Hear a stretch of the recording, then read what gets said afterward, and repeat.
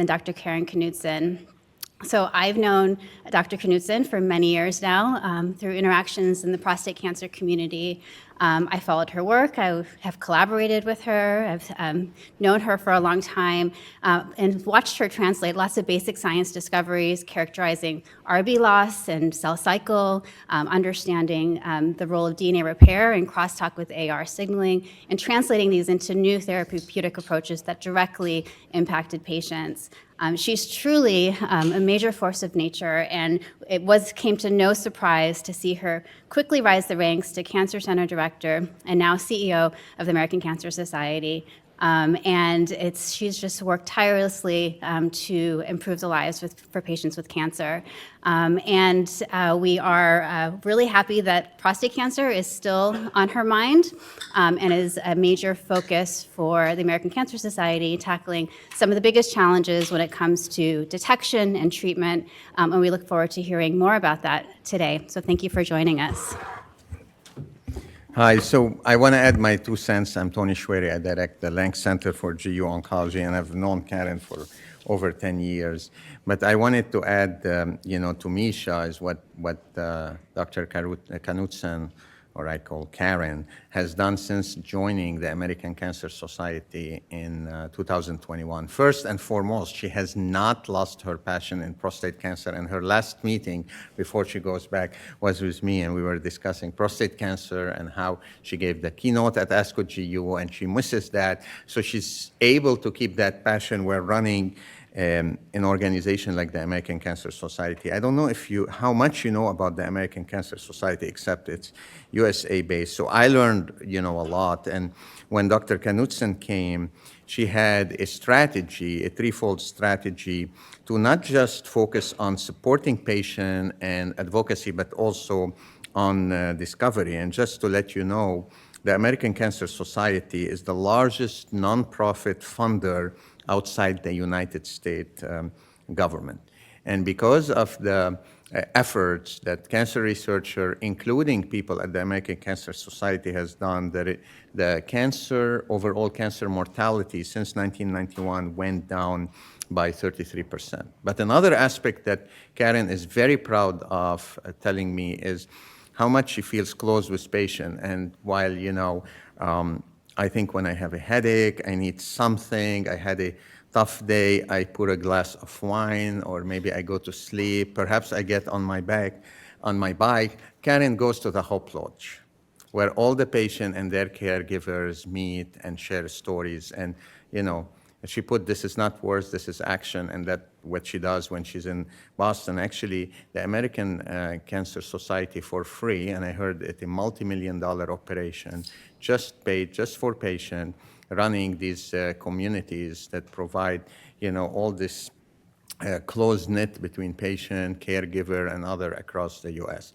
And the American Cancer Society, by the way, and this was Karen news to me, they have support team that work in 5,000, not 50, not 500, but 5,000 community across the United States to provide not just education, but navigation, transportation, lodging, etc. And it touches directly, where you can trace everything to the American Cancer Society, 50 million people lives each year. So think about the US population, 350 million. So this is really very impressive, while keeping her humanity and her friendship over the years and her love for prostate cancer. Welcome, Karen.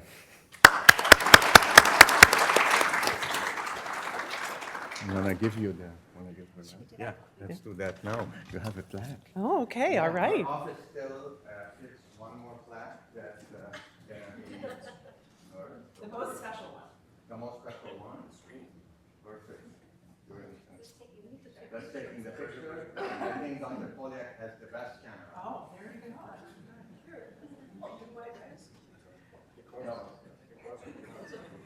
You've been promoted official photographer. Yes, the photographer of the Last time I did it for a wild type, it works. Take a few pictures.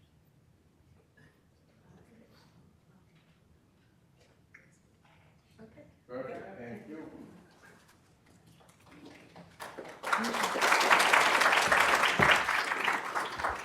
Well, thank you so much for inviting me here. What an honor to give the Chris Sweeney lecture. I have quite a lot of affection and fond memories for interactions with Dr. Sweeney of everything from deep discussion about the role of RB as an actionable biomarker in advanced prostate cancer and how to match patients to therapy, to challenging him to do an interpretive dance of cancer cell metastasis, which he obligingly did in front of a large crowd to the tune of Champions or Chariots of Fire. It's one of those things I think I'll never forget.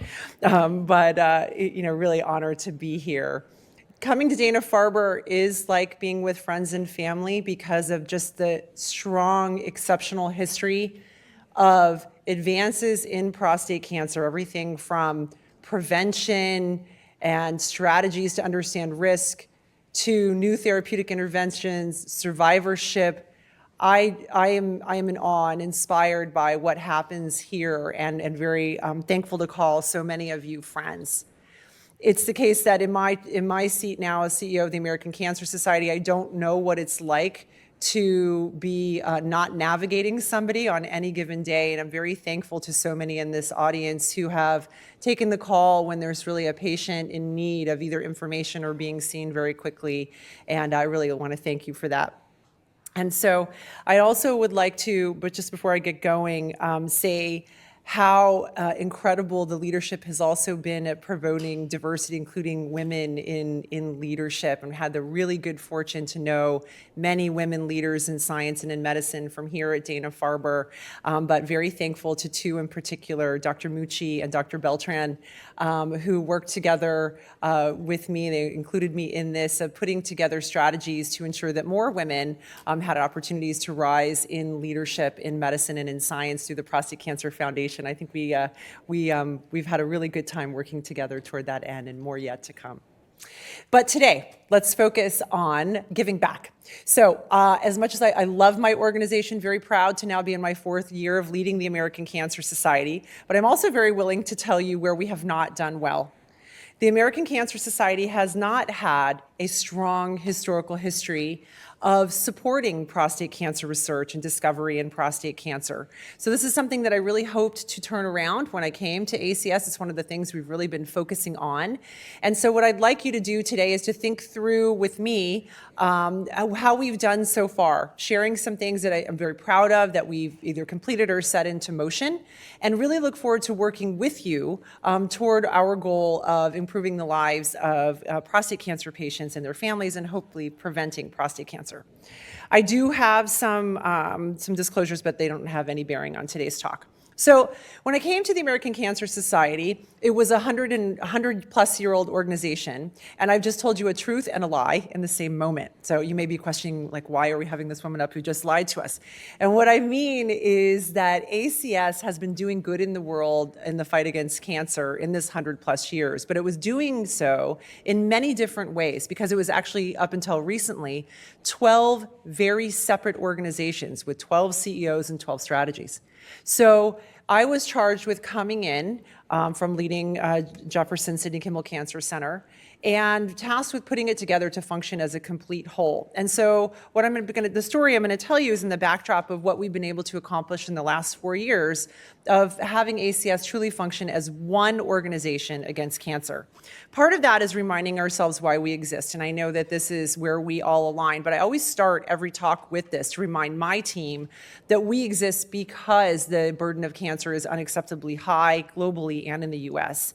And our unique value proposition is to do something every day, is to work through now how we've organized around, and you'll hear a lot about this, the 3 different things that I think we do very well: discovery, advocacy, and patient support. And these need to work in an integrated way with each other.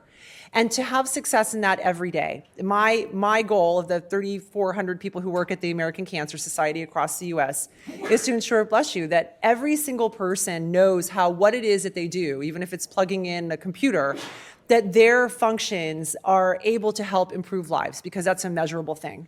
But we always keep the eye on the prize, which is, what does it look like? And this is the vision, this is success. How do we know we're done at the American Cancer Society?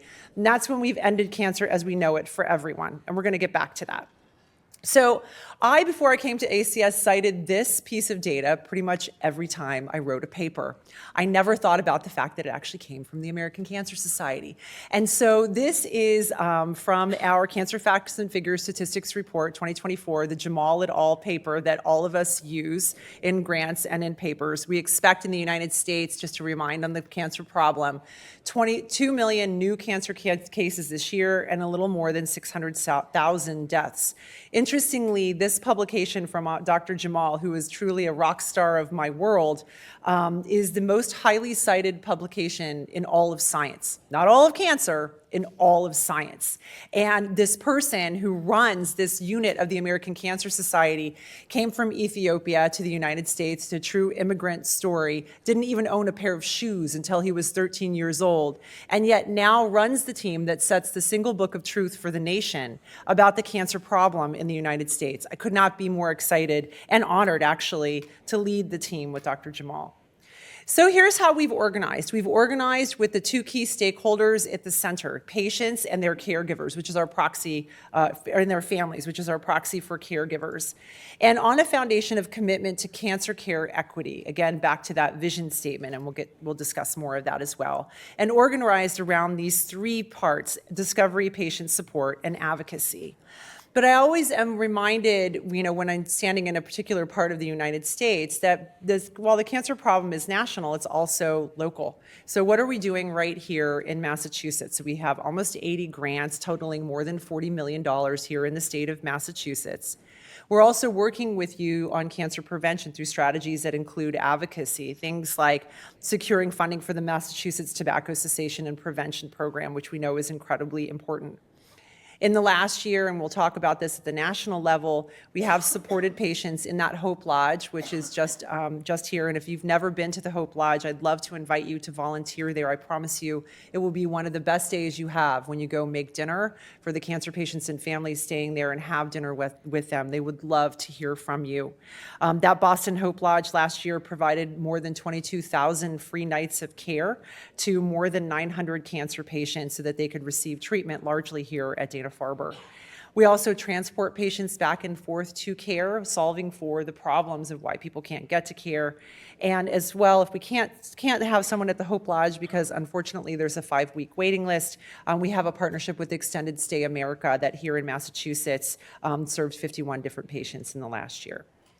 So what are we doing? How are we thinking about how we develop priorities? I want to kind of walk you through what we do and put a bend toward this on prostate cancer. So, Tony talked about these pieces of data, and this is something we show elected officials and also the lay public as a reason why they should be thinking about supporting cancer research. So what you're looking at is cancer mortality, men on the left, women on the right, starting from the time that President Nixon started the war on cancer.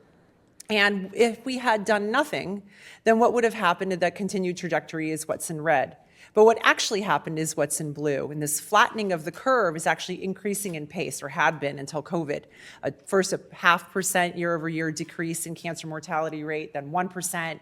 And then just last year, we reached this 2% decline. And this is the overall 33% decline in cancer mortality, resulting in, we know, more than 4 million people alive today because of this inflection point in 1991. So then you might look at these data and say, well, what happened in 1991? In 1991, there was a significant increase in funding of cancer research from the US government, as well as from the American Cancer Society. So to put some numbers behind that, we've given more than 13,000 individual grants, funding more than $3.6 billion in cancer research, all coming from donors who give on average $50 to the American Cancer Society. So this is a really significant thing, and this is what makes us the largest funder of cancer research outside the US government. So at the time that I came to ACS and thought through our strategy for discovery, one of the things I really wanted to do was recruit an ace to be our chief science officer, and I did that. Dr. Bill Dayhut, friend to many of you here, a GU oncologist, trialist coming out of the NCI, and he is charged with overseeing our large discovery program. Many people don't realize, and in fact, some of the conversations I had with you today told me that we probably need to talk more about our intramural program. We're very much like the NIH. We have our own scientists, the intramural program, as well as the largest funder on the extramural side out in the community. Then the intramural program exists of the population scientists, epidemiologists, as well as those who write cancer treatment guidelines. So this is what Dr. Dayhat is in charge of. And this is the cancer facts and figures that we just talked about that comes out every year and sets the incidence, mortality, and trends, both geographic and demographic, as well as tries to assess how it is that these changes are coming about, whether it's cancer going up or going down, what could be the drivers, to lay the foundation for the kinds of things that we know that this group will be studying. We also do some very special editions every year. So we'll focus on a cancer type. Some of the ones that we've focused on in the last 2 years are colorectal and lung. And these are some of the things that we're really focused on. But you may also know that we've also been really concerned about trends in the younger generation cancer incidence rates. One of our most recent studies looked at, over a 2-decade period, looked at 34 different cancers and saw that 17 of them were increasing in incidence, sometimes 2 to 3-fold in Gen X and millennials versus baby boomers, for reasons that we really don't understand. And so it's these kinds of data that we're very hopeful can lay the foundation for the research studies that you are conducting and provide a solid rationale, compelling rationale, to get those studies completed about what is causing these changes in cancer risk and sometimes cancer mortality. A key component of our intramural program as well are cohort studies. So we've been doing cohort studies since the 1950s. The things that you know about tobacco related to cancer, everything from obviously lung cancer to bladder cancer and pancreatic cancer and beyond, comes from these kinds of cohort studies and in fact from the American Cancer Society. Our current cohort study, where we're following healthy individuals over their lifetime, collecting specimens, DNA, everything about their health history, their exposures, their family history. The current cohort is 306,000 people that we have been following over their lifetime. This cohort's starting to age out. It started in 2006. So we've just launched our next cohort, which we'll talk about in a second. But if there are things that you are doing where you would like to collaborate with the American Cancer Society and the cohort, please do. This is something that we had not previously probably talked enough about in the past, but is a rich resource for understanding cancer risk. And in fact, if someone develops cancer on the cohort, we do get tissue from that cancer as well. So also looking at cancer progression is really important. We've added what we can do with this cohort, expanding our assessment to looking at everything from exercise habits of these individuals to repeat blood testing to microbiome specimens, as well as their exposures to COVID. Again, these are rich, robust cohorts for which we will never be able to tap into all of the possible research questions on our own on the intramural side. So a really important one if you would like to collaborate. And then finally on the intramural side are cancer screening guidelines programs. We have a history of leading in cancer screening and then having the U.S. Prevention Services Task Force follow us. The perfect example was for colorectal cancer.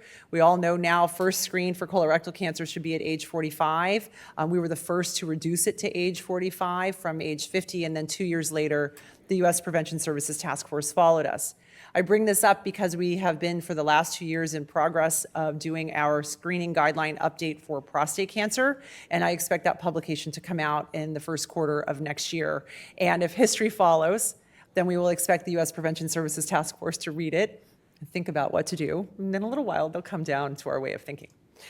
So the extramural program is probably what you know best from the American Cancer Society, and we do fund scientists across the country. This is where the most recent grants are funded. Right now we have, and this slide needs some updating, we have a little more than $465 million committed in extramural grant funding.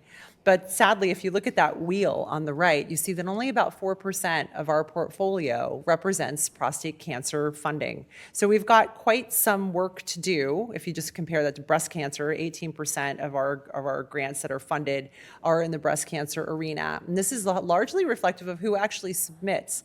So I think we're trying to make it so under Dr. Dayhat, we're thinking through our research calls, not just by cancer type, but also the kinds of things that are likely to move the dial against cancer, but hard to get funded elsewhere. And Dr. Dayhut has a number of different new mechanisms that he has released, in addition to expanding funding for postdoctoral fellows across the ACS portfolio. So look for more to come there. So Dana-Farber is doing very well right now. We have 19 research grants here at Dana-Farber, totaling a little more than $8 million in funding, and look to do more. Our highest award at the American Cancer Society is the Medal of Honor. This is something that is quite a high bar to achieve, and Dr. Yanni was the recipient of the Medal of Honor in this last year for all the reasons that you know about, and what an incredible physician scientist. But I bring this up and wanted this slide in because now is the time that we are accepting applications for this year's Medal of Honor, or next year's Medal of Honor awards. So please, if there's someone that you'd like to nominate, this is for a distinguished scientist whose work has led to advances in prevention, diagnosis, or treatment, and we'd really love to recognize those individuals. We've had a number of really interesting studies in the prostate cancer space actually come from Dana-Farber, not surprisingly. I'm just going to highlight one here from Dr. Meyerson, looking at structural alterations in castrate-resistant prostate cancer that were revealed by novel strategies for sequencing and increased our understanding in the field of this disease, for which we still have no durable cure. Oops, I've lost my screen up here in the front, but that's fine. We can, there, it's back. So that's what we've been doing in terms of supporting research here at Dana-Farber and beyond for prostate cancer. But when we look at the state, you're actually doing really well compared to state averages. So the incidence of prostate cancer in Massachusetts are pretty similar to the US average. You're ranked 22nd, so that you know, in prostate cancer incidence rates. And the mortality in Massachusetts is substantially lower than the US average. And this is something that really bears us investigation into. And why is that? Something, of course, you should be quite proud of. You're 11th for prostate cancer mortality rates compared to the other states. So what's happening here in Massachusetts, I'm certain it has everything to do with awareness for screening, as well as access to quality prostate cancer care. So on the cancer discovery side for prostate cancer, what we're thinking about as we move forward are what are emergent trends in cancer risk that we can understand and help to develop mitigation strategies. Are there strategies to take things that we know could work right now, implementation, science, and in particular with prostate cancer risk and detection, and put those into play, as well as to develop new technologies of things that are as simple as at-home PSA testing, which we feel certain is coming, and how can we get behind that and start to think about that even from a guideline perspective. So discovery is something really important to us at ACS. We will continue to push on the discovery side, and by our own research studies, if we ended all innovation, we must continue to innovate, but we also know that if we ended innovation today and there were no new discoveries after whatever today is, September 10th, 2024, if we could just get people to the cancer prevention and treatment strategies that we know about right now, our own estimation is that we could reduce cancer mortality by another 20 to 30%. So this is why the other two arms of ACS have been designed to try to get people to those discoveries. And we've all seen these data, but these also are data that come from the ACS epidemiology team to show that advances have not benefited everyone. So again, we're back to cancer mortality rate with men on the left and women on the right, all cancers on the top, and breast and prostate cancer by comparison on the bottom. And what we see in this difference between, in this case, just blacks and whites, is a stark difference in mortality rate. And we also have funded studies, as I know you have as well, of what are the underlying root causes. And many of these are the things that we try to solve for at ACS. There are things like lack of transportation, lack of housing near the cancer center, gaps in digital and health literacy, financial toxicity, which is increasingly an issue, lack of access to coverage, which we try to solve in our advocacy arm, and of course, some unconscious bias.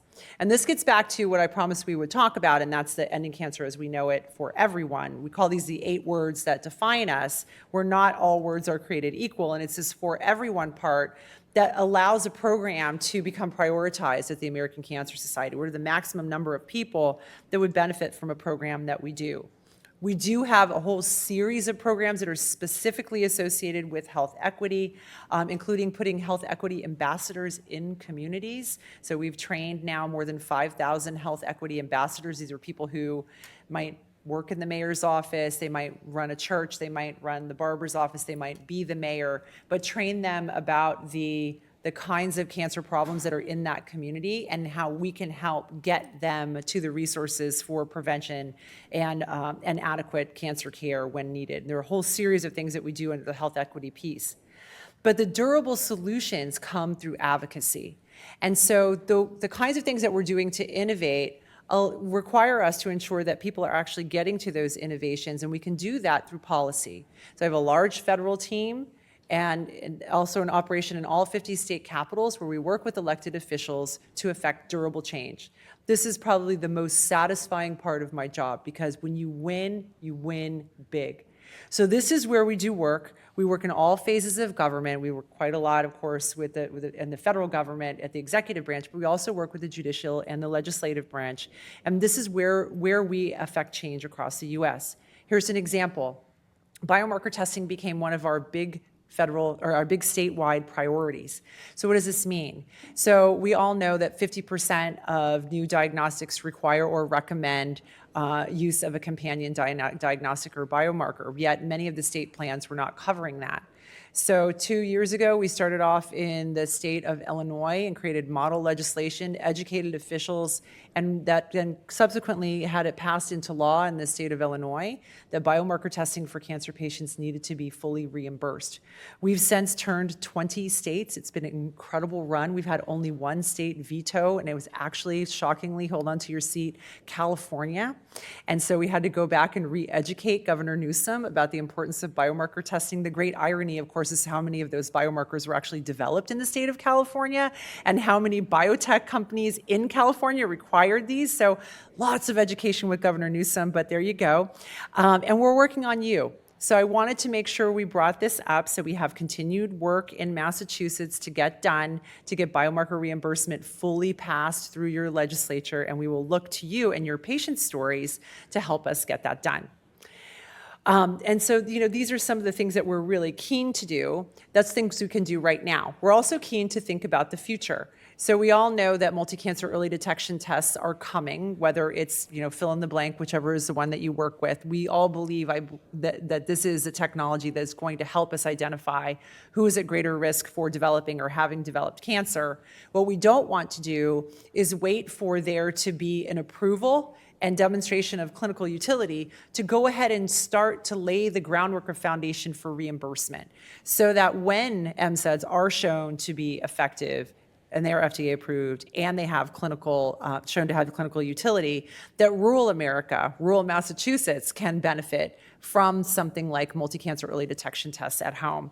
So one of our major 3 federal priorities this year is the MCED Act. We're the major sponsor of the MCED Act. How do we do this? Later this month, we will bring 600 cancer survivors to the Hill. We will visit every House office and every Senate office with 3 federal priorities, one being the NCI budget, one being the MCED Act, and one being the PSA for Him Act to ensure equitable access to prostate cancer care. So PSA for Him, we are again the major advocate behind this. We just hosted a major strategy with the Black Volunteer Caucus on this. We wrote messages from volunteers to 700 postcards that went out to senators, and believe it or not, that actually works because they were hand-delivered to the offices in February, and they'll be doing a follow-up in person. So this is how we affect change. We also affect change by finding champions within the Senate and the House to get this done. And the goal here is to ensure that more men get screened for prostate cancer. So on the advocacy side, what we're focusing on outside those 3 federal priorities this year is, obviously the NCI budget, MCEDs, PSA for Him Act, are thinking through what's coming next. What are the things that we need to think about? Access to patient navigation was one of our major federal priorities that we had a win on in January of this year, where patient navigators became a reimbursable component of cancer care.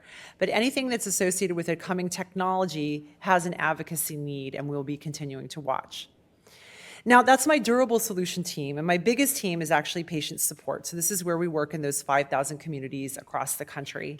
And our justcancer.org, which is where patients often go to get unbiased information about cancer when they get a diagnosis or their caregiver, gets 50 million unique visitors every year.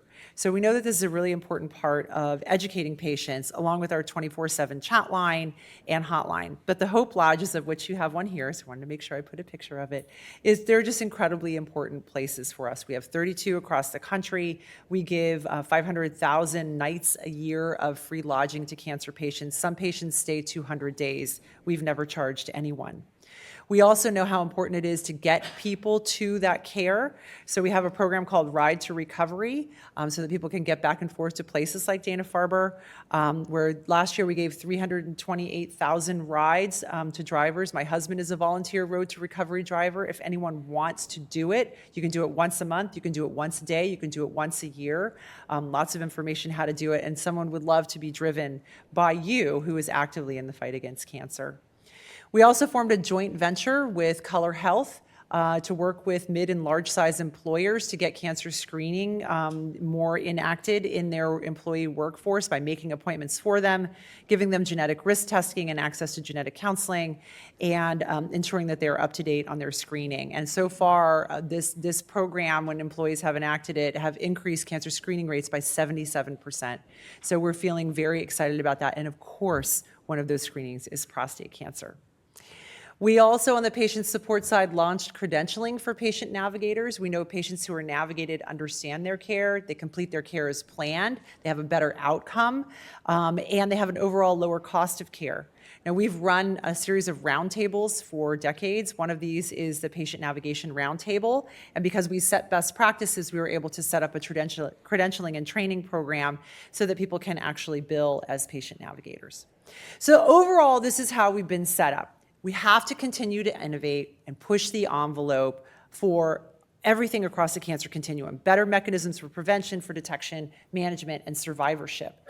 But the other two parts are connected with that and help set our priorities for how we actually get people to that care through advocacy and through directly supporting patients where they tend to fall through the cracks. It is incredibly satisfying, as you might imagine, to lead this kind of team that operates in such a seamless way where on every given day you can see the outcome of what it is that you're doing. But then we get serious about cancers that, in my opinion, my words, going the wrong way. And prostate cancer, unfortunately, has been one of them. So what are we going to do? So that's what I want to spend the rest of this time talking about, really, is what are some of the special things we've lifted up for prostate cancer outside what we just talked about. First was something we announced earlier this year, and it's a $15 million investment from Pfizer in helping us get patients to cancer care, prostate cancer care, and also to discoveries, including clinical trials, that will, we hope, help reduce the burden of prostate cancer. So this is where we've developed select communities across the country where we'll be working with Pfizer with some of those health equity ambassadors, enhancing screening programs, especially with FQHCs, improving patient navigation for prostate cancer patients, and increasing access to and awareness of prostate cancer. So this is something that we continue to work with Pfizer every year. We'll be looking at the end of the year about how that first year went and actively engage in getting more patients in study. We've also engaged business leaders. So I've been running a think tank for the last couple of years. A think tank is what we call impact makers, where we have brought in business leaders outside the medical and scientific community to help us lean in and think through what are different ways that we can disrupt and get a call to action so more people hear the news about the importance of prostate cancer screening. And I'll show you an outcome from one of those there. And then I also mentioned their roundtables. Last week, we launched our very first ever prostate cancer roundtable. And roundtables have a long history at the American Cancer Society. They're not a small investment, so roundtable costs me about $500,000 a year, so I don't go into this lightly. But what a roundtable does is brings together key stakeholders. We know we can't do it alone. So what are all the other organizations who are really interested in prostate cancer, whether it's prevention, detection, survivorship, connecting patient to patient? How can we get them all together and determine what is the best possible strategy that we collectively could undertake? for men with prostate cancer, or to ensure that early detection is what happens. This is our 7th roundtable, and so very excited about what this will mean for us in terms of accelerating progress against prostate cancer. Now, one of the key takeaways from our think tanks had been to disrupt the process by having someone tell the story of what went right.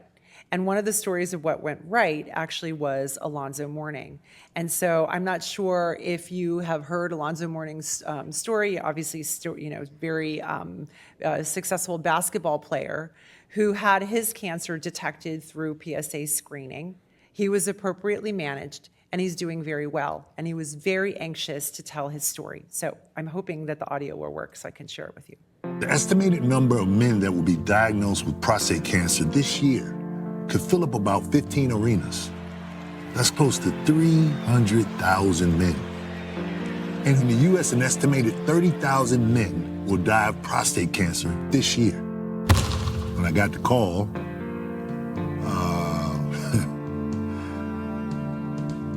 the doctor said, stage 3 prostate cancer. I was shocked, I wasn't expecting bad news because I felt so good, man. This is asymptomatic for millions of men. I was one of the fortunate ones. I caught it early. It's just a simple blood test. It saved my life.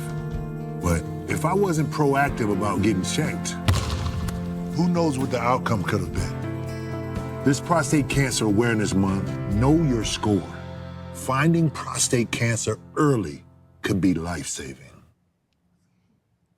So we're really excited about that one. He could have worked with a lot of different groups, but was really passionate about us because our focus was on getting more men to hear a positive story, what happened when he was screened, and just absolutely delightful man to work with. So really, genuinely a pleasure to get to know, and so much more that we can do to have these, if you will, everyday stories, but someone that's a name that people recognize and a face that people recognize, we think can truly affect change. This comes just before a major release that we had earlier in the week. It was actually just yesterday, where we released a study where we did a survey to look at misconceptions about prostate cancer and prostate cancer screening.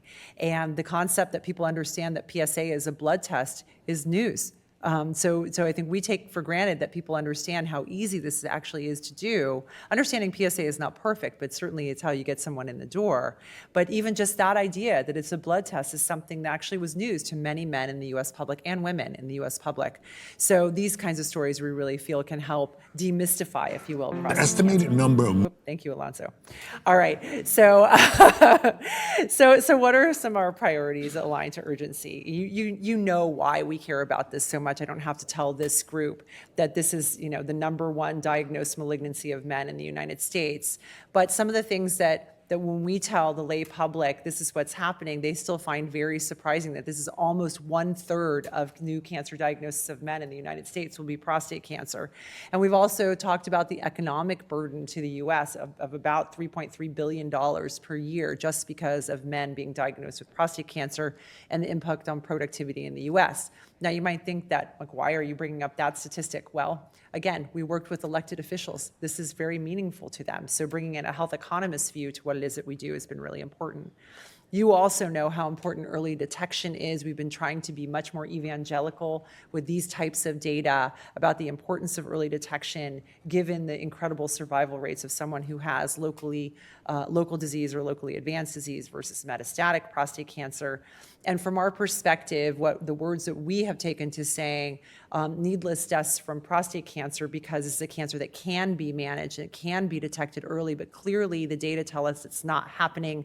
This concept of prostate cancer being the second leading cause of death of men in the United States has been that way since I was a fellow, stubbornly at this spot. So clearly the things that we've done now are not going to get us to where we need to be. We need to start to think differently. Again, the different messaging and the different words that we might use to describe prostate cancer and that call to action. But what really got me burned up and upset about the current state in the United States were these data, which we shared at ASCO GU just a couple of years ago, and that's the aggressive prostate cancer surge across all demographics, where we're seeing a 3% year-over-year increase in incidence, but most troubling, a 5% increase in men being diagnosed with more advanced disease year over year, all demographics. So we're not even in stasis, we're absolutely going in the wrong direction of men being diagnosed with much more advanced disease for which we have no durable cure. And this aggressive prostate cancer surge is just, we think, unacceptable. And these data we published at the end of 2022. Now, in particular, there were some in that study, although we looked at all GU cancers and disparities, demographic and geographic in that study, we did note that the particular impact of Black men in the United States is absolutely not sustainable. A 70% increase in incidence of men who are from African descent and a 2 to 4 times higher mortality rate compared to any other demographic. So this is also why it's so important for us to work with Alonzo Mourning and others who can go back to the community and talk about the importance of ensuring that everyone knows their prostate cancer risk and is assessed. But we also know that there are significant disparities across geographic, and we have not yet tackled this, although it will help us shape our priorities where screening goes. So if we look at, and this is just for whites, so this has nothing to do with different demographic risk rates. But if we just look at mortality rates versus incidence rates across the United States, what we saw in the western part of the United States is that the incidence rates were actually quite low compared to other parts of the United States, but they had the highest mortality rates. So what is that? Is it something endemic to the West? Is it a complex situation? Is it access to care? So much to unpack from this, but this also does help us think through where it is that we design our priorities. So for prostate cancer right now, as I said, we've got some work to do. Again, we'd like to invite more grants coming in the prostate cancer space. We have 43 active grants totaling a little more than $37 million.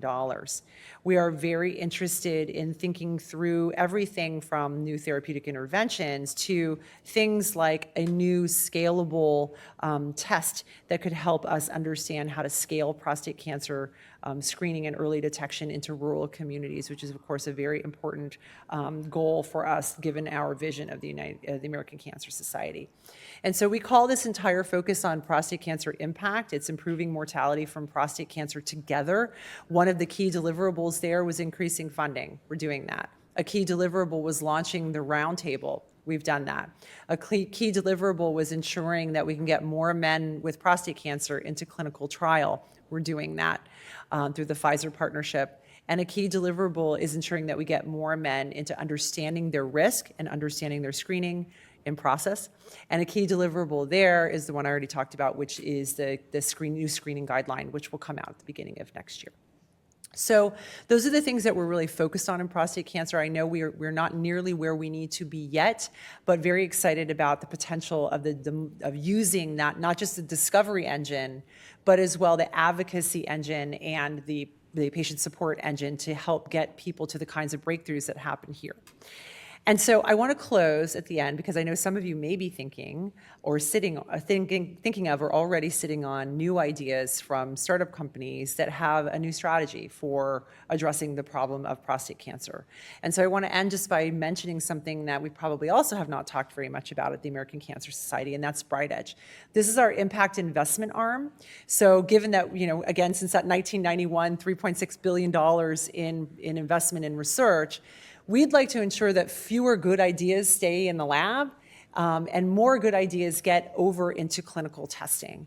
And so BrightEdge is our impact investment arm where we invest in early stage companies, Series A. We can't invest a lot. We're a charity, right? So a big investment for us is about $1 million. But the name of the American Cancer Society, because it goes through a rigorous scientific review and investment review, can be very meaningful for developing strategies for follow-on capital. And so this is what we do at BrightEdge. And so in our strategy here is to ensure that we are using BrightEdge to catalyze that translational pipeline. It's not all therapeutics. Some of it is diagnostics, and some of it is as well services that included things like AI-driven financial offset for financial toxicity. And these are the kinds of things that we've really been working on. And so we have been able to deliver some really terrific returns. We've invested in 26 companies over the last 3 years and had 3 exits, so that's been quite good. But what I wanted to really show this group, which is important, is that we are not just, again, in that therapeutic space. So this is our current portfolio that has not exited yet, that goes across the entire cancer continuum, and you may be familiar with some of these companies or actively involved in them. But if there's something that you're interested in, or you think the ACS may have an interest in something that you are doing as a startup or thinking about as a startup, please let us know. And so for us, at the end of the day, this is the way that we'll continue to think at ACS for prostate cancer and beyond, is about what patients need right now. What does a prostate cancer patient or their caregiver need? And what is it that we are uniquely poised to bring so that the maximum number of people can benefit? That's that health equity piece. But to what innovations are coming, what should we get behind that's unlikely to get funded somewhere else but could really move the dial? And then anticipating what's coming down the pipeline, how do we ensure that patients get access to that through patient support because we're physically helping them get there, or through laying a pathway at the federal or the state level to ensure that there's access to cancer innovation. And so with that, I hope that I've given you a good insight into the kinds of things I've been doing since I left academic medicine that are intended to help institutions like this incredible place of Dana-Farber to get more scientific discoveries into the hands of people and cure cancer to help end cancer as we know it for everyone. So thank you, everyone.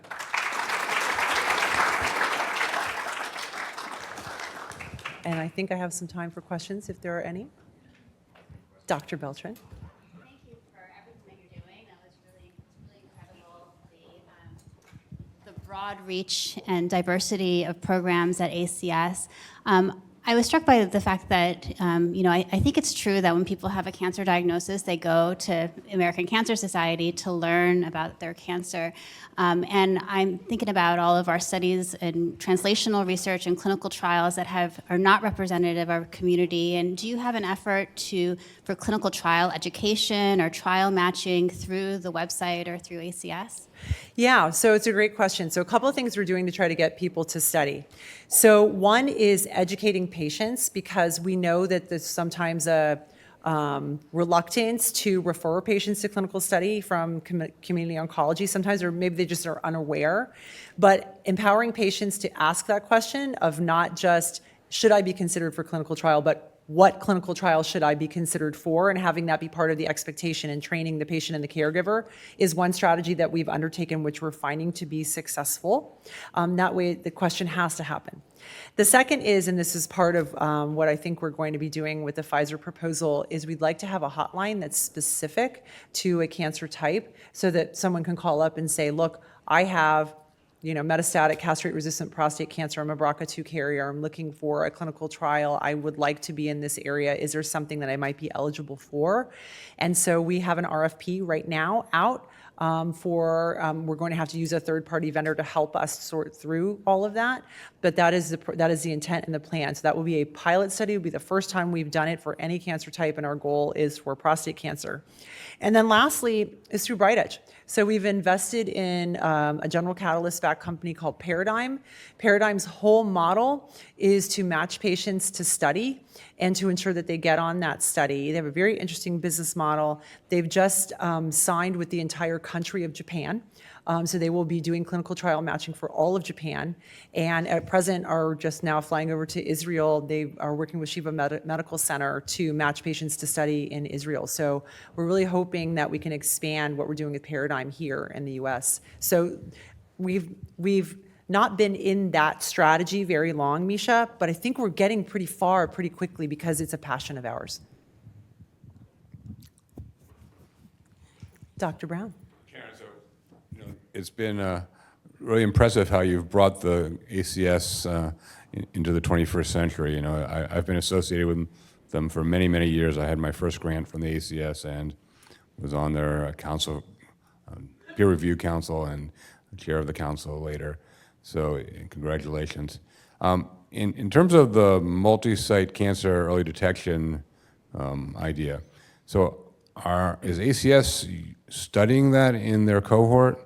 So, I have to say I'm a skeptic when it comes to GRAIL and blood early detection. Not that they won't detect some cancers, but that there may be many cancer types where the detection doesn't do you any good. It's only a subset of cancers where early detection has really been shown to improve outcomes and survival. So, but ACS has cohorts, so are you studying it in the cohort?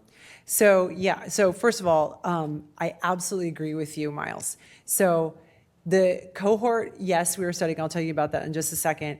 But with regard to the MCED Act, what we were trying to do is get in front, it's essentially a proxy for any liquid biopsy to get reimbursed, right? And so what we have said at ACS is our interest in this is that it has to hit 2 bars, FDA approval and evidence of clinical benefit. And we know that that's a big bar and that's got to come. But I do feel passionately about making sure that we're not introducing in something that's actually not going to be meaningful for people. That said, we are relatively confident that that technology at some point is going to come, and we want everyone to be able to benefit from it immediately. So we were very clear in our language of the MCED Act that it's got to actually be useful. But the cohorts are a perfect place to test. So yes, so we are. So you actually do have a research study going on with the cohort, and our interest there has largely been in the unscreenables. So could you have detected the pancreatic cancers that are going to come? These are the kinds of things that are still under study with the cohort, but it's a perfect use of the cohort. Exactly. Spot on. Karen, Adam, just a tremendous talk, and there's so much that you covered. But one of the biggest problems we have, I think, is financial toxicity associated with the care of cancer. Everywhere from screening, which is a small cost to an individual patient, but has a huge magnified cost across the United States to the individual patient who seeks a lot of care. So are the American Cancer Society doing anything about that, either figure out a way to decrease cost or figure out a way to do it slightly better? Yeah, great question. And it's one that, as we build this toolbox of oncology, and the toolbox gets bigger and bigger and bigger and more expensive, the way we think about it, we've got to shift to the left. We've got to shift to earlier detection where we know that there's a significant reduction in cost burden if someone gets diagnosed with stage 1 disease versus stage 4 disease for virtually any cancer type. So that's part of it. It's part of the emphasis on screening and early detection. That has to be part of the financial offset piece. But it's also the case that that's where the patient support activities come in. So that ability to house someone near a cancer center, to get them a ride back and forth to the cancer center is so critical to not only improve outcomes, but also control costs. So when I headed cancer at Jefferson, 16% of our patients at the main site, downtown site in Center City, Philadelphia, 16% of our patients on any given year could not complete therapy as planned because they didn't have a ride. And so, if I'm only coming to the infusion center 3 days a week and you're coming 5, of course I'm not going to have the same outcome. And then my overall cost of care is also a problem. So there's the cost savings to the person, and then the cost savings as well to the overall system because people are able to complete care as planned. That also had a lot to do with the patient navigation piece, which we know can reduce costs. So we're using advocacy levers, patient support levers, and then when it actually comes to directly offsetting financial toxicity, we actually do have mechanisms for that. We will not cut a check to an actual patient, but what we do is give dollars to a third party specifically for financial offset, and then they are allowed to use mechanisms to assess whether or not someone would meet the criteria in order to get a financial offset. We get calls for that, as you can imagine, every day.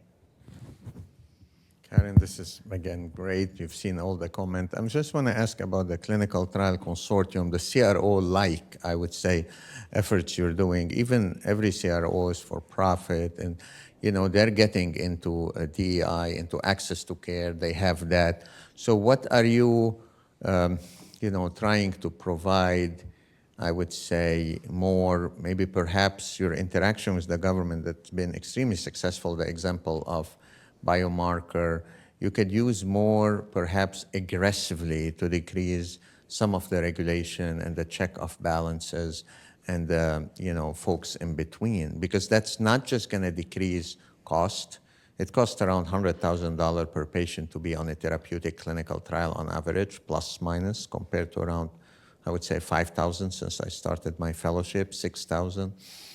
But also decrease the burnout because the system is growing, and become a behemoth system, the clinical trial. Yeah. So, I mean, I think there are a lot of touch points there that we need to work on. But one of the, no one wants a situation where there's such an administrative burden to get someone evaluated for a trial, to get them on a trial, and then the ancillary cost to the patient to be on the study. So we've addressed the last part first. Now we are really thinking through what can we do at the federal level in order to reduce the burden and cost on the system to get someone onto study.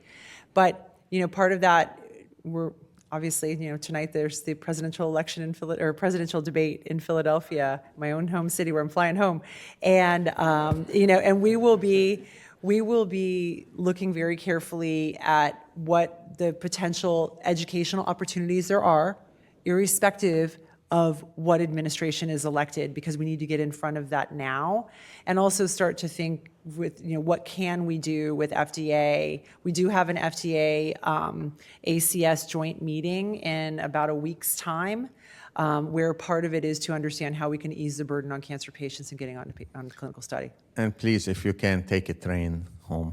Yeah, I know. I'm a little worried. I'm going to be stuck on a plane for 6 hours. Doctor, can take a flight? So, one last question. I can't say no to Dr. Dr. Taplin. I can't either, nor would I. It's about the patient navigators. I was wondering what your lessons learned are. It seems like the people who need the navigators most are the least stuck into any system. And we're thinking of starting a program out in one of the communities that has the most diagnosis of metastatic prostate cancer. Yeah, so patient navigators were my personal goal. Just like, forget even being the CEO of the American Cancer Society, just personal goal from having, run oncology at the Safety Net Hospital of Philadelphia and only being able to employ patient navigators for a subset of my disease sites. I could see really clearly the impact of what a patient navigator could do to just transform thousands of lives as a single navigator. So I felt really passionately about that. And the way that the patient navigator strategy came is we kept getting called to go to the White House and talk through moonshots. And what I kept saying, and I actually wrote op-eds on this as well, is a moonshot's really great, but what about a ground shot? The thing you can do right now. And that's how I described patient navigation. And so, it was like, I don't want to use the word badgering, but a consistent messaging to the Biden administration about the impact of patient navigators, that this is a absolute, that the experiment was done and dusted, so much data to show of the impact on survivorship, lower cost of care, and completion of care as planned.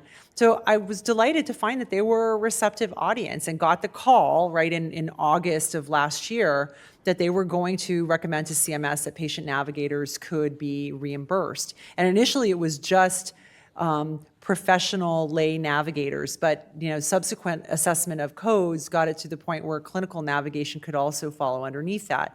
But they had to be trained and certified.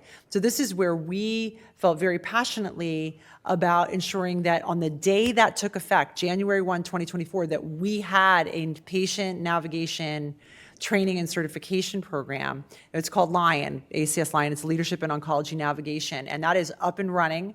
And so the cost to, we try to just do this at cost. We're not trying to make money off of patient navigation certification.